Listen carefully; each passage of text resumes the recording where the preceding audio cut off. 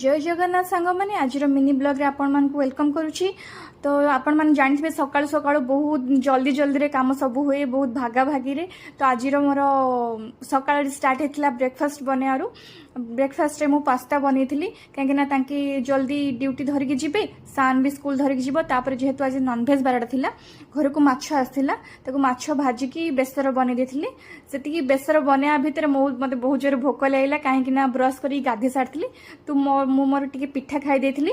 तापर रोसई जेहेतु सरी जाइथिला, तापर शान को भात तार माछ खुआईदेली कहीं शान ए 10:30 रे जाउची। तो ताको भात खुआई छाड़िया पड़ुची। एलकेजी रे सकाळे थिला से टिके टिफिन खाई जाउथिला, बट एबे भात खाई जाउची। आसला 2टा हो जाउची। तो गांधीनगर रे तार स्कूल, तो तांके ड्यूटी पड़े चंदी, मते ही नेकी छाड़िया पड़ियो, पुणी आनिया पड़ियो। ताकू नेकी छाड़ीबी, तापर आसले मु मोर खाइबी कहीं मु एपर्यंत खाइनी, बहुत टाइम हो जाइथिला।